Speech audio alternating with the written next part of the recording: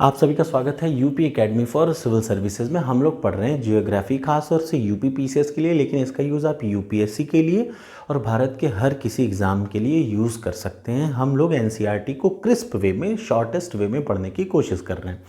3 video already आ चुकी हैं। आज की वीडियो वहीं से शुरू होगी जहाँ पे लास्ट वीडियो ख़त्म हुई थी। लास्ट वीडियो में मैंने आपको बताया था कि कैसे ब्रह्मांड की उत्पत्ति हुई, पूरे यूनिवर्स की उत्पत्ति हो गई। फिर मैंने बताया कि अलग अलग सौर मंडल हैं। हमारे जो सौर मंडल है या हमारी जो गैलेक्सी है उसका नाम है मिल्की वे, और वो कैसे आकार की है, सर्पिले आकार की है। ये मैंने लास्ट वीडियो में आपको बता दिया। अब आज का समझिए। आज हम लोग पढ़ेंगे सौर मंडल को। किसको पढ़ेंगे? सौर मंडल को, वो भी शॉर्टेस्ट ट्रिक जो हो सकती है उसको यूज़ करके। और आपको मैं एक बात बताऊं, 30 प्रश्न आते हैं भूगोल में। उस 30 में से याद रखिएगा, एक प्रश्न आपको यहाँ से और इसके जस्ट बाद वाली वीडियो से कंफर्म मिलेगा। ये निश्चित है, ये कोई नहीं बदल सकता, क्योंकि हर बार ये आते ज़रूर हैं।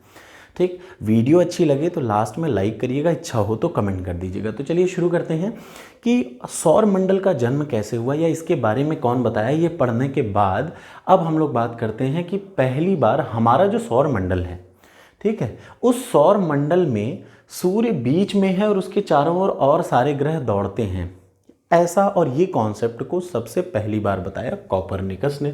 क्या बताया? कि जो सूर्य है वो कहाँ पे है? सेंटर ने। कॉपरनिकस ने 1514 में बताया कि सूर्य सौर मंडल के सेंटर में है और सारे ग्रह उसके चारों ओर नाचते हैं। कितने ग्रह हैं? तो पहले थे 9 ग्रह।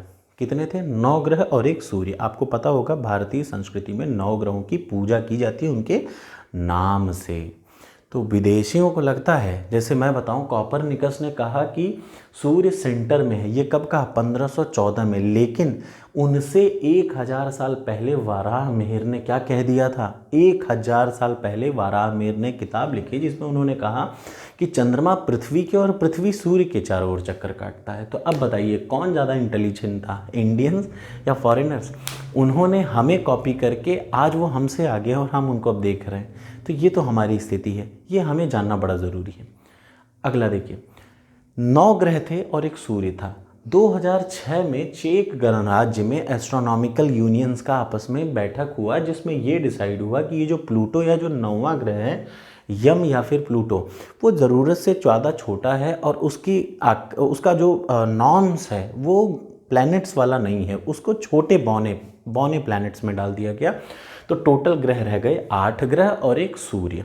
ठीक, टोटल कितने ग्रह रह गए? 8 ग्रह और एक सूर्य रह गया। अब उन 8 ग्रहों के बारे में और सूर्य के बारे में मैं आपको 1 बाय 1 बताता हूँ। सेंटर में है सूर्य। ये पूरा है क्या? आकार, मतलब जो वो है सौर मंडल है। सौर मंडल में सूर्य बीच में होता है। उसके बाद दूर ऐसे कैसे? सबसे पहले सूर्य से सटा हुआ कौन है? बुध, फिर शुक्र, फिर पृथ्वी, फिर मंगल, फिर बृहस्पति, फिर शनि, फिर अरुण, फिर वरुण। यम हट चुका है। टोटल 8 है। फिर से मैं बता दूं, बुध, शुक्र, पृथ्वी, मंगल, बृहस्पति, शनि, अरुण, वरुण। इसको रटने का तरीका मैं तो ऐसे ही रट रखा है मैंने, लेकिन अगर आप इसको शॉर्टेस्ट ट्रिक में पढ़ना चाहते हैं तो ऐसे पढ़े, बुष पर मांगे बृहत शनि अरुवर को। हो गया। और हाँ, ये मैं रटने को इसलिए बोल रहा हूँ क्योंकि ये शॉर्टेस्ट तरीके से आप 2 से 3 प्रश्न को सीधे सीधे सॉल्व कर लेंगे। तरीका मैं आपको बताऊंगा। बुष पर मांगे बृहत शनि अरुवर को, मतलब बुध, शुक्र, पृथ्वी, मंगल, बृहस्पति, शनि, अरुण, वरुण। ये इनका सीक्वेंस है। ये कैसा सीक्वेंस है? सूर्य से दूरी के क्रम में। सबसे पहले बुध, फिर बुध, शुक्र, पर पृथ्वी, मांगे मंगल, बृहस्पति, शनि, अरुण, वरुण। ठीक, ये है दूरी, सूर्य से बढ़ती हुई दूरी के क्रम में। अब इनके बारे में खास बात बता दूं, इन सब में सबसे बड़ा, सबसे भारी और सबसे बड़ा है बृहस्पति। इंग्लिश में भी नाम आप समझ लीजिए। बुध को कहते हैं मरकरी, शुक्र को कहते हैं वीनस, पृथ्वी को अर्थ, मंगल को मार्स, जुपिटर मतलब बृहस्पति, सैटर्न मतलब शनि, अरुण मतलब यूरेनस और नेपच्यून का मतलब वरुण। अगर कहा जाए इनमें सबसे भारी या सबसे बड़ा कौन है साइज में, तो बृहस्पति है।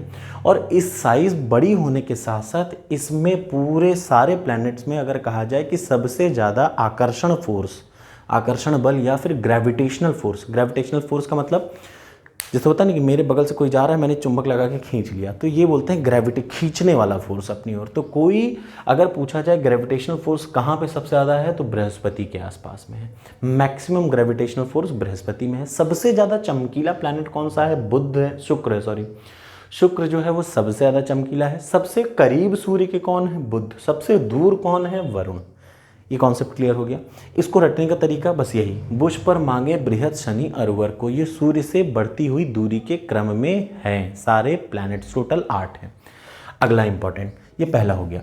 दूसरा आ जाइए, अगर पूछा जाए डेंसिटी, घनत्व, मीन डेंसिटी किसकी ज़्यादा है, तो मैं पहले बता दूं, चूंकि इन 8 के 8 प्लैनेट में धरती ही ऐसी है जहाँ पे रहन सहन जीवन है, और ऐसा इसलिए क्योंकि यहाँ की डेंसिटी सबसे ज़्यादा है। तो पूछा जाए सारे ग्रहों में सबसे ज़्यादा डेंसिटी किसकी है, तो हमारी पृथ्वी की है। और कितनी है, तो 5.5 ग्राम पर सेंटीमीटर क्यूब। ये रट डालिए, 3 से 4 बार पूछा है। ये कॉपरनिकस भाई के बारे में लगभग 7 बार अलग अलग स्टेट एग्जाम्स ने पूछा है, एक बार यूपीएससी ने पूछा है। वाराहमिहिर के बारे में यूपीएससी में आया है क्वेश्चन, आईएएस में नहीं लेकिन और एग्जाम्स में यूपीएससी के ज़रूर आ चुका है। मीन डेंसिटी, सबसे ज़्यादा घनत्व किसका होता है सारे प्लैनेट्स में, पृथ्वी का होता है। कितना होता है, 5.5। अब बचे को कैसे याद करेंगे, सब कुछ कोई चेंज नहीं करना, बस याद रखिए ये जो अरुण वरुण है इसको पलट के मंगल के बाद लगा देना है। क्या करना है, क्या हम पढ़ रहे हैं, मीन डेंसिटी, घटते हुए क्रम में सब कुछ पढ़ रहे हैं। तो ये जो आपके पास ट्रिक था, बुश पर मांगे बृहद शनि अरवर को, इसमें क्या करेंगे, बुश पर मांगे, रुक जाइए, उसके बाद देखिए पृथ्वी को तो सबसे पहले रख दिया, सबसे बेस्ट सबसे हाईएस्ट डेंसिटी पृथ्वी की, उसके बाद बुध पर मांगे, मंगल के बाद इन दोनों को पलट के लगा लीजिए, तो क्या हो जाएगा, बुध शुक्र मंगल वरुण अरुण बृहस्पति शनि। ठीक, ये इसका तरीका है। घटते हुए क्रम में 54 52 39 16 13 13 7, बृहस्पति और अरुण का लगभग जो वो डेंसिटी है वो बराबर है। और अब अगला आ जाइए साइज़ के हिसाब से। साइज़ के हिसाब से कैसे करेंगे ये मैं बता दूं। साइज़ के हिसाब से हम कुछ ऐसे करते हैं कि ये जो बृहस्पति वाला दिख रहा है, साइज़ के हिसाब से घटते क्रम में बृहस्पति से आगे बढ़िए, बृहस्पति शनि अरुण वरुण, सबसे पहले बृहस्पति शनि अरुण वरुण, मतलब आपको कुल मिला के एक रटना है, उससे आप बचे हुए 2 कर लेंगे, बृहस्पति शनि अरुण वरुण। ठीक, उसके बाद फिर पृथ्वी पे आ जाइए, पृथ्वी शुक्र मंगल बुध। ठीक, बृहस्पति शनि अरुण वरुण पृथ्वी शुक्र मंगल बुध। तो ये रहा 3 इंपॉर्टेंट फैक्ट और बेसिक चीज़ें किसके बारे में, सोलर सिस्टम के बारे में। अभी ये यहीं पे नहीं खत्म होता, इसका पार्ट भी थोड़ी ही देर में आपको अपलोड होगा। दोनों वीडियो को साथ में देखिएगा और अपना अच्छे से नोट्स बना लीजिएगा। इसके बाद आपको एनसीईआरटी पढ़ने की कुछ खास ज़रूरत नहीं पड़ जाएगी, एनसीईआरटी से थोड़ा ज़्यादा ही मिल जाएगा। ठीक है, और ये कन्फर्म है कि ये और इसके बाद वाली वीडियो से आपको एक प्रश्न मिलेगा। वीडियो को अच्छी लगी हो तो कमेंट बॉक्स में कमेंट करिएगा, मन हो तो लाइक कर दीजिएगा। Thank you so much.